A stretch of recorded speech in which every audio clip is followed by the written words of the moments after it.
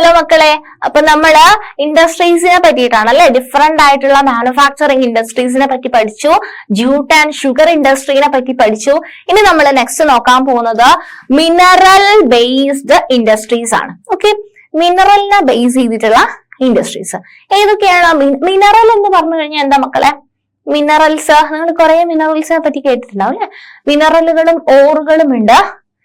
മിനറലുകളിൽ തന്നെയും നമുക്ക് cost effective ആയിട്ട് ഒരു മെറ്റലിനെ ഉണ്ടാക്കാൻ പറ്റുന്നുണ്ടെന്നുണ്ടെങ്കിൽ അതിനെ നമ്മൾ ആ മെറ്റലിന്റെ ഓർ എന്ന് വിളിക്കും. സോ എല്ലാ മിനറലുകളും എന്തല്ല? ഓറല്ല. ഓക്കെ, പക്ഷെ എല്ലാ ഓറുകളും എന്താണ്? മിനറലുകളാണ്. ഓക്കെ, കറക്റ്റ് അല്ലേ ഞാൻ പറഞ്ഞ? Okay, so mineral based industries. Industries that use minerals and metals as raw materials are called mineral based industries. എന്ത് മിനറൽ ബേസ്ഡ് ഇൻഡസ്ട്രി എന്ന് പറഞ്ഞു കഴിഞ്ഞാല് പ്രൊഡക്ഷന് വേണ്ടിയിട്ട് മിനറൽസിനെയോ മെറ്റൽസിനെയോ റോ മെറ്റീരിയൽ ആയിട്ട് യൂസ് ചെയ്യുന്ന ഇൻഡസ്ട്രീസിനാണ് എന്ത് പറയാ? മിനറൽ ബേസ്ഡ് ഇൻഡസ്ട്രീസ് എന്ന് പറയാം. So first, iron and steel industry. Iron and steel industry, the iron and steel industry is the basic industry since all the other industries. Iron and steel അല്ലെ, എല്ലാ മെറ്റീരിയലും അല്ലെ, നമ്മള് ബാക്കി എല്ലാ ഇൻഡസ്ട്രീസിന്റെ ബേസിക് ആയിട്ടുള്ള സാധനങ്ങൾ. ഇപ്പം മെഷീൻസ് ഉണ്ടാക്കണം എന്നുണ്ടാവും. ഇപ്പം ടെക്സ്റ്റൈൽ ഇൻഡസ്ട്രീസിൽ മെഷീൻസ് ഉണ്ടാക്കണം. ഏത് വേണം? അയേൺ അല്ലെ, അയേൺ, സ്റ്റീല്, ഈ സംഭവങ്ങളൊക്കെ വേണം അല്ലെ. അയേൺ സ്റ്റീൽ ഇൻഡസ്ട്രി വേണം, എന്നാലല്ലേ മെഷീൻ ഉണ്ടാക്കാൻ പറ്റുള്ളൂ. പക്ഷെ ഈ അയേണും സ്റ്റീലും ഉണ്ടാക്കുന്നത് ഒരു ഇൻഡസ്ട്രിയാണ്. ആ ഇൻഡസ്ട്രിയിൽ നിന്നും ആ ഇൻഡസ്ട്രി ഉപയോഗിക്കുന്ന സാധനങ്ങള് വേറെ ഇൻഡസ്ട്രീസിലും യൂസ് ചെയ്യുന്നുണ്ട്. ആ ഇൻഡസ്ട്രിയിൽ ഉണ്ടാക്കുന്ന സാധനങ്ങളോ വേറെ ഇൻഡസ്ട്രീസിലും യൂസ് ചെയ്യുന്നുണ്ട്. So iron and steel industry is the basic industry. Iron and steel industry is the basic industry since all the other industries like heavy, medium and light depend on it for their machinery. Okay, അതിന്റെ machineries അല്ലെ, ബാക്കിയുള്ള machines heavy industry ആയിക്കോട്ടെ, medium industry ആയിക്കോട്ടെ, light industry ആയിക്കോട്ടെ, അപ്പം ഇതിന്റെ ഒക്കെ മെഷീൻസും കാര്യങ്ങളൊക്കെ ഉണ്ടാക്കണം എന്നുണ്ടെങ്കിൽ ഏത് ഇൻഡസ്ട്രി വേണം? അയൺ ആൻഡ് സ്റ്റീൽ ഇൻഡസ്ട്രി വേണം അല്ലെ. കാരണം അയണും സ്റ്റീലും വെച്ചിട്ടാണ് നമ്മൾ ബാക്കിയുള്ള മെഷീൻസ് ഒക്കെ ഉണ്ടാക്കുന്നത്. സോ അത് നമ്മൾ ഓറിൽ നിന്നും നമ്മൾ അയോണും സ്റ്റീലും ഉണ്ടാക്കണം അല്ലെ. ഓറിൽ നിന്നും അയൺ ആൻഡ് സ്റ്റീൽ ഉണ്ടാക്കണം, എന്നിട്ട് അതിൽ നിന്ന് വേണം നമ്മള് എന്തുണ്ടാക്കാൻ വേണ്ടിയിട്ട്? ബാക്കിയുള്ള പ്രോഡക്ട്സ് അല്ലെ. അത് അപ്പൊ ഇത് വേറൊരു ഇൻഡസ്ട്രി ആയിട്ട് മാറും അല്ലെ. ഈ ഇൻഡസ്ട്രിക്ക് വേണ്ട മെഷീൻസ് ഒക്കെ നമ്മള് അയണും സ്റ്റീലും വെച്ചിട്ടൊക്കെ ഉണ്ടാക്കാറുണ്ട്. Steel is needed to manufacture a variety of engine. അപ്പം സ്റ്റീലിന്റെ യൂസസ് എന്തൊക്കെയാ മക്കളെ? സ്റ്റീലിന്റെ യൂസസ് നോക്കിയേ. Steel is needed to manufacture a variety of engineering goods, construction material, defense, medical, telephonic, scientific equipment and a variety of consumer goods. അപ്പം steel എന്തിനൊക്കെ വേണ്ടിയിട്ടാണ് ഉപയോഗിക്കുന്നത്? Steel is needed to manufacture a variety of engineering goods, construction material, defense, medical, telephonic, scientific equipment and a variety of consumer goods. Okay, production and consumption of steel is often regarded as the index of a country's development. Okay, ഒരു കൺട്രിയുടെ ഡെവലപ്മെന്റിനെ decide ചെയ്യുന്ന ഒരു index ആണ് എന്തെന്ന് പറയുന്നത്? Index of countries development. ആ term ഒക്കെ ഓർത്ത് വെക്കണേ. നമ്മളൊരു കൺട്രിയുടെ ഡെവലപ്മെന്റിന്റെ ഇൻഡെക്സ് ആയിട്ട് പറയുന്നതാണ് production and consumption of steel അല്ലെ. സ്റ്റീലിന്റെ പ്രൊഡക്ഷൻ അത് ഹെവി മെറ്റൽ ആണ്, അല്ലെങ്കിൽ ഹെവി ആയിട്ടുള്ള ഒരു ഇൻഡസ്ട്രി ആണ് അല്ലെ, ഹെവി ഇൻഡസ്ട്രി ആണ്. അപ്പൊ ആ ഒരു ഹെവി ഇൻഡസ്ട്രി എത്രത്തോളം സ്ട്രോങ് ആണ് എന്നുള്ളതാണ് ആ ഒരു കൺട്രിയുടെ ഒരു എക്കണോമി ഡിറ്റർമൈൻ ചെയ്യുന്നത് അല്ലെ. So index of countries development. Clear?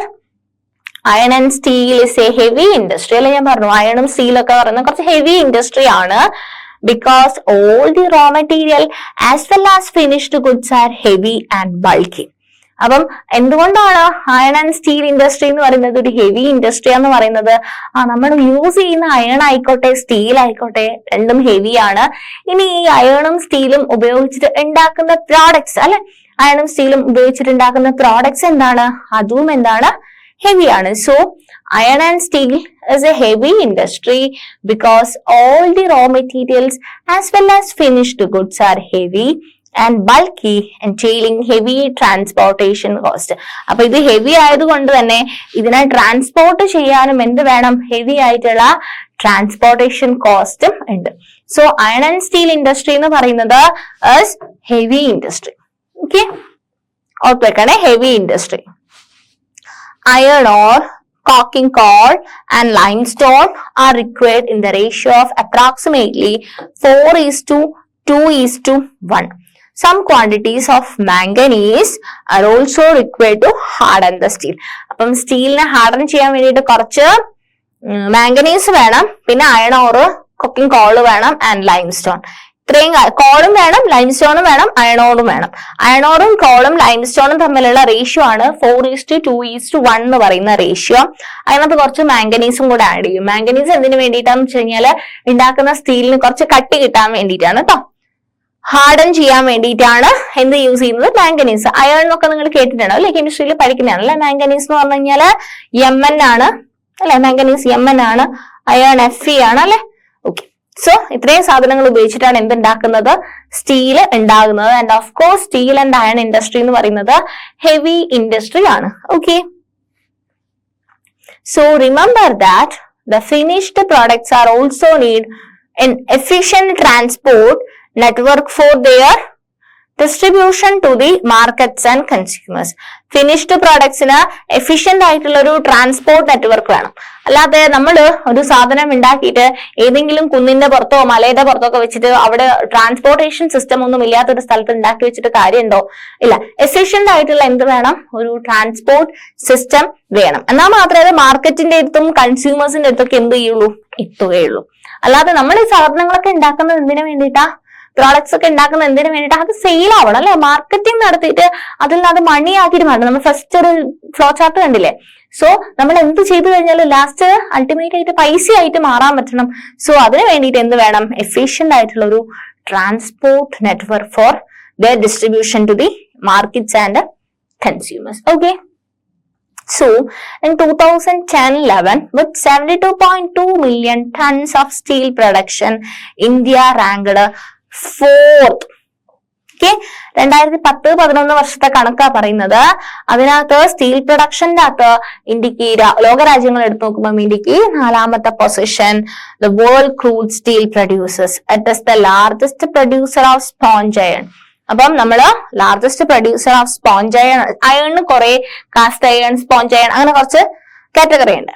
In 2010-11 ആവുന്ന സമയത്ത് per capita consumption of steel in the country was only around 49 kg per annum against a world average of 182 kg. ഇപ്പൊ ഈ ഒരു കാലഘട്ടത്തില് എന്താണ് നമ്മളുടെ സ്റ്റീലിന്റെ കൺസപ്ഷൻ എന്ന് പറയുന്നത്? Per capita consumption of steel in the country was only around 49 kg per annum against a world average of 182 kg. ആ ഒരു വർഷം അങ്ങനെയായിരുന്നു.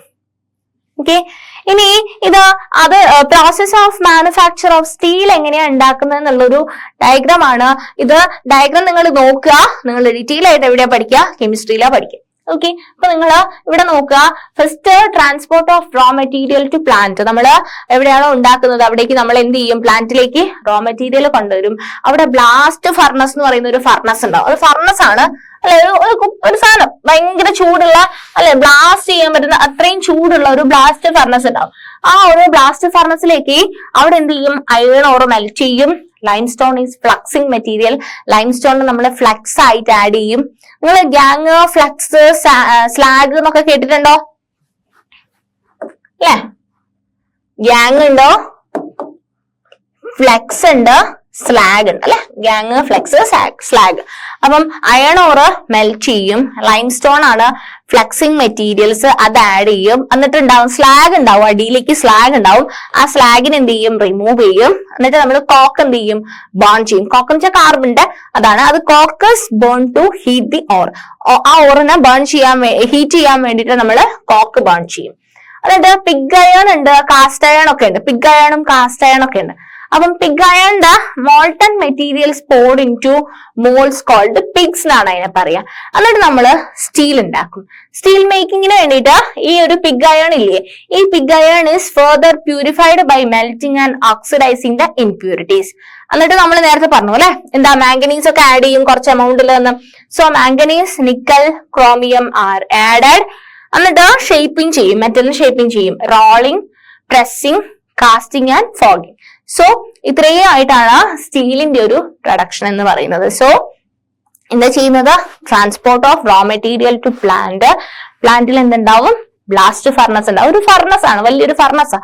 ആ ഫർണസ് ഉണ്ടാവും. അവിടെ iron or is melted, limestone is fluxing material which is added, slag is removed, coke is burned to heat the ore, molten materials poured into molds called pigs. Pig iron is further purified by melting and oxidizing the impurities. Manganese, nickel, chromium are added. ഇനി shaping metal, rolling, pressing, casting and ഫോഗിങ്. So ഇത്രയാണ് process of manufacture of steel എന്ന് പറയുന്നത്. Okay, so most of the public sector undertaking market their steel through steel authority of India limited. നിങ്ങളുടെ first നിങ്ങൾക്ക് ഓർമ്മയുണ്ടോ സെയിലും ബെയിലും ഒക്കെ പഠിച്ചത്? Okay, so steel authority of India limited. So most of the public sector undertaking market their steel through, ഏതാണ് public സെക്ടറിൽ വരുന്നതാണ്. ഫസ്റ്റ് നമ്മൾ ക്ലാസിഫിക്കേഷൻ പഠിച്ചപ്പോൾ പഠിച്ചതാ steel authority of India limited, അല്ലെങ്കിൽ സെയിൽ എന്ന് ഷോർട്ട് ആയിട്ട് പറയും. Steel authority of India limited. In the 1950s, China and India produced almost the same quantity of steel. 1950s കാലഘട്ടത്തില് China and India produced almost the same quantity of steel. Today, China is the largest producer of steel. ഇന്ന് എന്താ 1950s ചൈനയും ഇന്ത്യയും same ആയിട്ടുള്ള production ആയിരുന്നു. ഇപ്പം കൂടുതൽ produce ചെയ്യുന്നത് ചൈനയാണ്. China is also the world's largest consumer of steel. Producer മാത്രമല്ല, സ്റ്റീലിന്റെ ലോകരാജ്യങ്ങളിൽ ഏറ്റവും കൂടുതൽ സ്റ്റീലിന്റെ കൺസ്യൂമേഴ്സ് ആയിട്ട് ആക്ട് ചെയ്യുന്നതും ആരാണ്? ചൈന തന്നെയാണ്. In 2004, India was the largest exporter of steel, which accounted for 2.25% of the global steel trade. Chota Nagpur Plateau region, പേരോർത്തോളെ, Chota Nagpur Plateau region has the maximum concentration of iron and steel industries. അപ്പം ഏത് പ്ലേറ്റ്യൂലാണ് ഏറ്റവും കൂടുതൽ iron and steel industries ഉള്ളത്? That is Chota Nagpur Plateau region has the maximum concentration of iron and steel industries. Okay. It is largely because of the relative advantages. എന്തൊക്കെ advantages ആണ് നോക്കിക്കേ this region has for the development of this industry. എന്തൊക്കെയാണ്?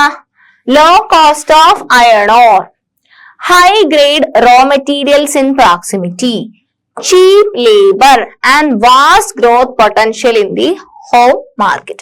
അപ്പം ഈ 4 പോയിന്റുകൾ എന്ത് ചെയ്യുക? Star ഇട്ടിട്ട് പഠിക്കുക. എന്താണ്, എന്തുകൊണ്ടാണ്, എന്തൊക്കെ കാരണങ്ങൾ കൊണ്ടാണ് relative advantage of this region? ആ റീജിയന്റെ Chota Nagpur plateau region has the maximum concentration of iron and steel industries. അതിന്റെ കാര്യം പറയുന്നത് low cost of iron ore. Iron ore കിട്ടാൻ വേണ്ടിയിട്ട് എന്താണ്? വളരെ കുറഞ്ഞ ചെലവേ ഉള്ളൂ. അതുപോലെ തന്നെ ഹൈ ഗ്രേഡ് റോ മെറ്റീരിയൽ, നല്ല ക്വാളിറ്റി ഉള്ള റോ മെറ്റീരിയൽസ് കിട്ടും ഇൻ പ്രോക്സിമിറ്റി. പിന്നെ ചീപ്പ് ലേബർ, അല്ലെ, ജോലി ചെയ്യാനും എന്താണ് വലിയ പൈസ ചെലവൊന്നും ഇല്ല. അവരുടെ കൂലി എന്ന് പറയുന്നത് കുറവായിരിക്കും. പിന്നെ vast growth potential in the home market, അവിടെ നല്ല ഗ്രോത്ത് പൊട്ടൻഷ്യൽ ഉള്ളൊരു മാർക്കറ്റും ഉണ്ട്. Okay, though India as an important iron and steel producing country in the world, yet we are not able to perform to our full potential largely due to നമുക്ക് നല്ലൊരു potency ഉണ്ട്. Okay, നമുക്ക് നല്ലൊരു ഇന്ത്യക്ക് നല്ലൊരു പൊട്ടൻസി ഉണ്ട്. എന്താ, ലോകരാജ്യം ചൈനയാണല്ലേ advance ആയിട്ട് നിൽക്കുന്നത്. ആൻഡ് ഇന്ത്യക്ക് ഓൾസോ കാപ്പബിൾ ആണ്, അല്ലെ, നമുക്ക് വേണ്ട റിസോഴ്സസും റോ മെറ്റീരിയലും കാര്യങ്ങളൊക്കെ ഉണ്ട്. പക്ഷെ നമുക്ക് എന്ത് ചെയ്യാൻ പറ്റുന്നില്ല, നമ്മുടെ ഫുൾ കപ്പാസിറ്റിയിൽ ഇതുവരെ ആ ഒരു പ്രൊഡക്ഷൻ എന്നുള്ള രീതിയിലേക്ക് പോയിട്ടില്ല. എന്തൊക്കെ റീസൺ കൊണ്ടാണ് നമ്മള് ഫുൾ പൊട്ടൻഷ്യലിലേക്ക് പോവാത്തത്? ഒന്ന്, ഈ 4 പോയിന്റുകള് മസ്റ്റായിട്ടും പഠിക്കാം. ഓക്കെ, ഇനി പറയാൻ പോകുന്ന 4 പോയിന്റുകള് മസ്റ്റായിട്ടും എന്ത് ചെയ്യണം? പഠിച്ചിരിക്കണം. So high cost and limited availability of cooking coal. അപ്പം ഹൈ കോസ്റ്റ് ആണ് കോക്കിങ്ങിനുള്ള കോളിന്റെ high cost and limited availability കുറവാണ്. പിന്നെ പ്രൊഡക്ടിവിറ്റി ഓഫ് ലേബർ കുറവാണ്. ഓക്കെ, ലേബർ ഉണ്ടെങ്കിൽ അവരുടെ പ്രൊഡക്ടിവിറ്റി എന്ന് പറയുന്ന സംഭവം കുറവാണ്. ആൻഡ് എനർജിയുടെ ഇറഗുലർ സപ്ലൈ ഓഫ് എനർജി. പിന്നെ poor infrastructure. We also import good quality steel from other countries. അപ്പം നമ്മളുടെ ഇൻഫ്രാസ്ട്രക്ചർ വളരെ മോശമാണ്. അപ്പം നമ്മൾ എന്ത് ചെയ്യും? വേറെ കൺട്രീസിൽ നിന്ന് അയണും സ്റ്റീലൊക്കെ ഇങ്ങോട്ടേക്ക് ഇമ്പോർട്ട് ചെയ്യും. ഓക്കെ, ഇത്രയും റീസൺ ആണ് നമ്മളുടെ ഒരു പൊട്ടൻസി നമുക്ക് ഫുൾ ആയിട്ട് എക്സ്പ്രസ് ചെയ്യാൻ വേണ്ടിയിട്ട് പറ്റാത്തതിന്റെ കാരണങ്ങൾ. എന്തൊക്കെയാണ്? High cost and limited availability of cocking call, lower productivity of labour, irregular supply of energy, poor infrastructure. Okay, high cost and limited availability of cooking coal, lower productivity of labor, irregular supply of energy and poor infrastructure. അത് കൂടാതെ നമ്മൾ എന്ത് ചെയ്യുന്നുണ്ട്? High quality ആയിട്ടുള്ള സാധനങ്ങൾ ഇങ്ങോട്ടേക്ക് import ചെയ്യുന്നുണ്ട്. We also import good quality steel from other countries. Okay, so however, the overall production of steel is sufficient to meet our domestic demand. അപ്പൊ നമ്മള് ഇങ്ങനെയൊക്കെ ആണെങ്കിൽ നമ്മുടെ കൺട്രിയുടെ സ്റ്റീൽ പ്രൊഡക്ഷൻ എന്ന് പറയുന്നത് മോശമൊന്നും അല്ല. നമ്മളുടെ ഒരു ഡൊമസ്റ്റിക് പർപ്പസിനുള്ള സ്റ്റീലിന്റെ പ്രൊഡക്ഷൻ നമ്മൾ നമ്മുടെ കൺട്രിയിൽ ചെയ്യുന്നുണ്ട്. And liberalization and foreign direct investment have given a boost to the industry with the efforts of private entrepreneurs.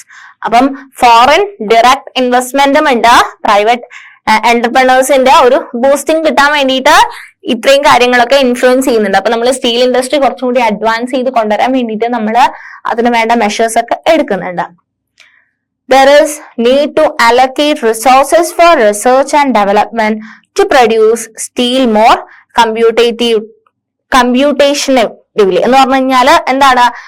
റിസോഴ്സസും റിസർച്ചസും ഒക്കെ എന്ത് ചെയ്യണം? ഡെവലപ്മെന്റ് ഒക്കെ വേണം.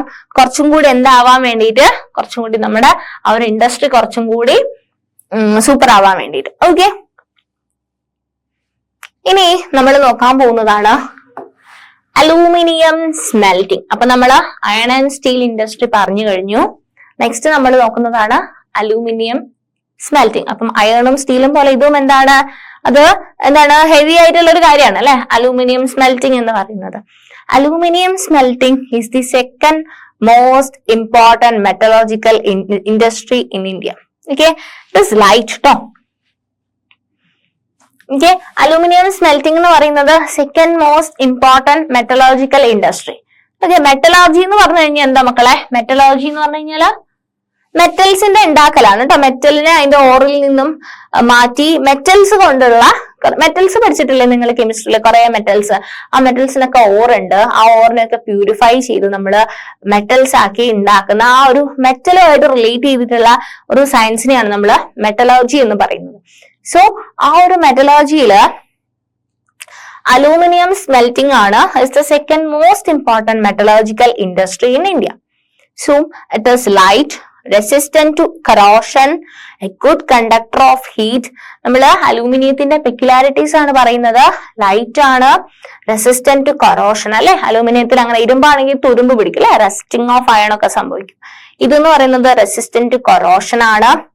Heat, good conductor of heat ആണ് അല്ലെ, ചൂട് നന്നായിട്ട് കടത്തി വിടുന്ന അല്ലെ അലൂമിനിയം എന്ന് പറയുന്ന സാധനം. So A good conductor of heat, malleability കാണിക്കും അല്ലെ, മാലിയബിൾ ആണ്. And become strong when it is mixed with the other metals. Aluminium നമ്മൾ വേറെ മെറ്റൽസുമായിട്ടൊക്കെ മിക്സ് ചെയ്ത് ഉപയോഗിക്കുകയാണെന്നുണ്ടെങ്കിൽ കുറച്ചും കൂടെ എന്താവും? കുറച്ചും കൂടി ശക്തി, കുറച്ചും കൂടി സ്ട്രോങ്ങർ ആയിട്ട് മാറാനുള്ള ഒരു എബിലിറ്റിയും ആർക്കുണ്ട്? അലൂമിനിയത്തിലുണ്ട്. അപ്പം അലൂമിനിയം എന്ന് പറയുന്ന മെറ്റലിന്റെ പ്രത്യേകതകൾ എന്തൊക്കെയാ മക്കളെ?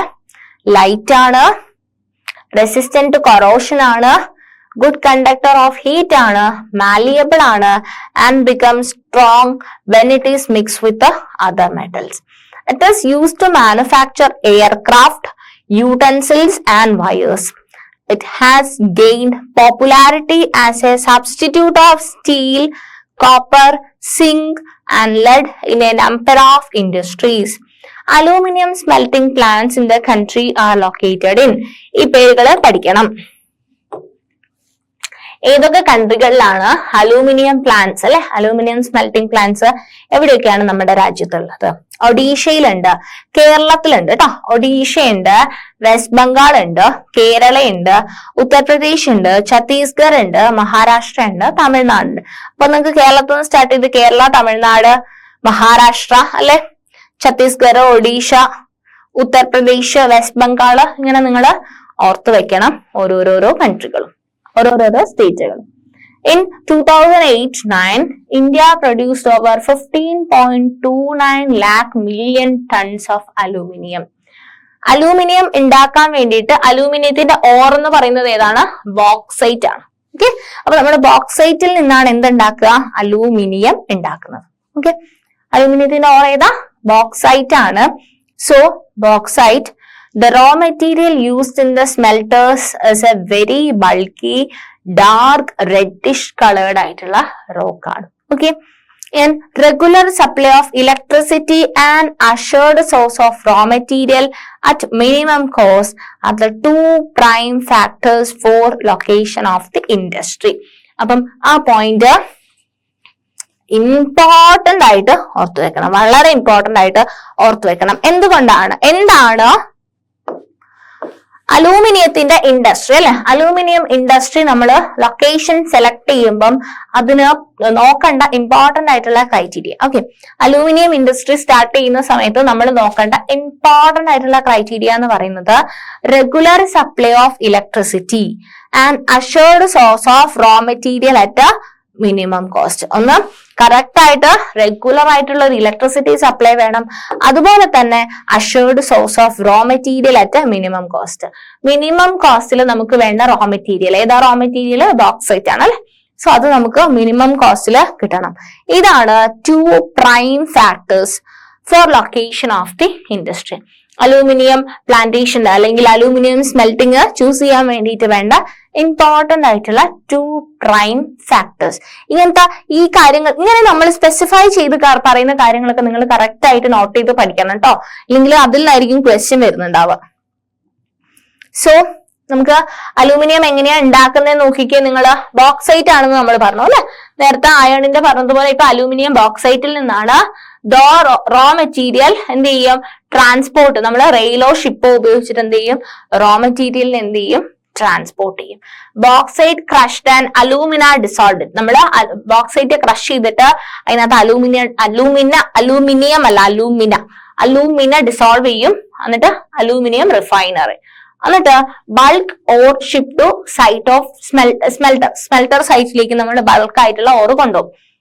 കാൽസിനേറ്റഡ്, റോസ്റ്റിംഗും കാൽസിഫിക്കേഷനും ഒക്കെ, കാൽസിനേഷനും പഠിച്ചിട്ടുണ്ടോ? റോസ്റ്റിംഗ്. സോ ഇതൊക്കെ കെമിസ്ട്രിയിൽ വരുന്ന ടേംസ് ആണ്. And calcinated petroleum coke from a refinery, pitch from a colliery. എന്നിട്ട് അലൂമിനിയം സ്മെൽട്ടറിൽ എന്ത് ചെയ്യും? Cryolite, a molten metal act as an electrolyte. അവിടെ ഇലക്ട്രോലൈറ്റ് ആയിട്ട് ആക്ട് ചെയ്യുന്ന ക്രയോലൈറ്റ്, പിന്നെ ഇലക്ട്രിസിറ്റിയും കൂടെ പാസ് ചെയ്യും. ഓക്കെ, ഈ ഒരു രീതിയിലാണ് അലൂമിനിയം സ്മെൽറ്റിംഗ് നടക്കുന്നത്. സോ ഇത്രയാണ് നമുക്ക് ഈ ഒരു സെഷനിൽ ഡിസ്കസ് ചെയ്യാനുള്ളത്. നമ്മൾ മെയിൻ ആയിട്ട് പഠിച്ചത് എന്തായിരുന്നു? Iron and steel industry,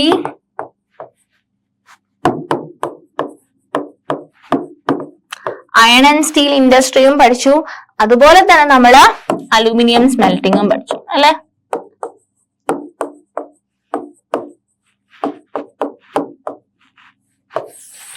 so ഈ രണ്ട് കാര്യങ്ങളാണ് നമ്മൾ ഈ ഒരു സെഷനിൽ ഡിസ്കസ് ചെയ്തത്. ഇനി കുറച്ച് കെമിക്കൽസും പെസ്റ്റിസൈഡ്സും അത് കാരണം ഉണ്ടാവുന്ന എൻവയോൺമെന്റൽ ഡാമേജും അങ്ങനത്തെ കുറച്ച് കാര്യങ്ങളും കൂടെ ഈ ചാപ്റ്റർ പഠിക്കാനുണ്ട്. അത് നമുക്ക് നെക്സ്റ്റ് വേറൊരു സെഷനിൽ ഡിസ്കസ് ചെയ്യാം. Thank you.